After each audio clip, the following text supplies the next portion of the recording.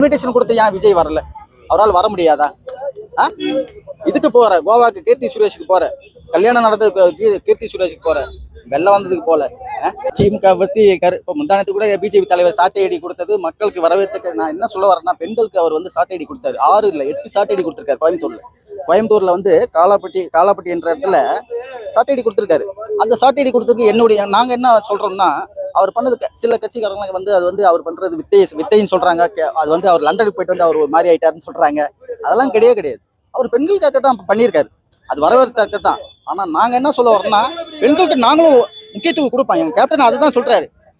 அதாவது சொத்துலயும் பங்கு உண்டுன்னு சொல்ற போது ஆண்களுக்கு வந்து பெண்களுக்கு சொத்துக்கு பங்கு உண்டுன்னு சொல்றது எங்க கேப்டன் முதல் தான்.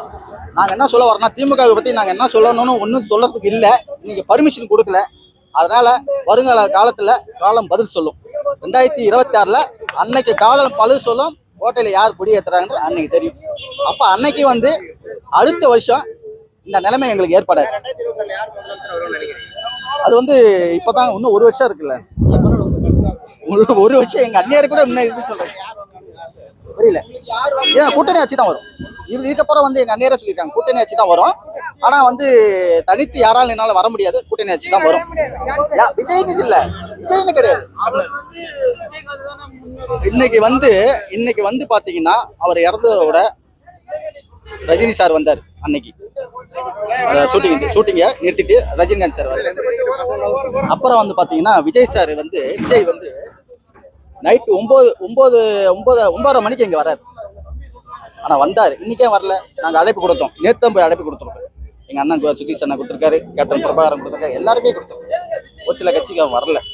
ஏன் நாங்க வந்து எப்படின்னா எல்லாருமே வேறுபாடு பார்க்கல. இது குரு பூஜை. எங்க அந்நியர் அதான் சொல்லிட்டாங்க, எல்லாருமே கொடுங்க. இன்விடேஷன் கொடுத்து ஏன் விஜய் வரல? அவரால் வர முடியாதா? இதுக்கு போற கோவாக்கு கீர்த்தி சுரேஷுக்கு போற, கல்யாணம் நடந்ததுக்கு கீர்த்தி சுரேஷுக்கு போற, வெள்ளம் வந்ததுக்கு போல. விஞ்சல் புயல் புரியல. பர்மிஷன் யார் சொன்னது? இல்ல, பர்மிஷன் கொடுக்கலன்னு யார் சொன்னது? நாங்க வந்து அழைப்பு கொடுத்துருக்கோங்க. அவருக்கு அழைப்பு கொடுத்ததுக்கு என்ன மரியாதை? நாங்க அழைப்பு கொடுத்துருக்கோங்க. நாங்க அவருக்கு மட்டும் இல்ல, எல்லா கட்சிக்கும் அழைப்பு கொடுத்துருக்கோம். நீங்க சிஎம் ஏன் வரலன்னு தெரியுங்களா? இங்க வந்து கொந்தளிச்சிருப்பாங்க. அதனாலதான் அவர் மதிப்புக்குரிய சேகர் அண்ணன் வந்திருக்காரு. ஓபிஎஸ் அண்ணன் மதிப்புக்குரிய ஓபிஎஸ் அண்ணன் வந்திருக்காரு. சீமான் அண்ணன் வந்திருக்காரு. அண்ணாமலை பிஜேபி தலைவர் அண்ணாமலை அண்ணன் வந்திருக்காரு. அவருடைய நண்பர் தியாகு வந்திருக்காரு. நாங்க பார்த்தது வரையும் பார்த்துருக்கோம். அதை நான் கவனிக்கல. அது இன்னும் நான் ஒரு சில பேர் தான் நான் பார்த்தேன். இங்க வந்து நம்ம குறிப்பூச்சல கலந்து பேட்டி கொடுத்துட்டு போயிருக்காங்க. உள்ளார பேட்டி கொடுத்துட்டு போயிருக்காங்க.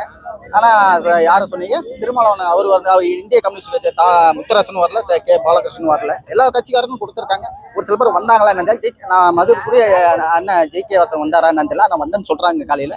அவரும் வந்தாரான்றது அதுவும் தெரியல எனக்கு.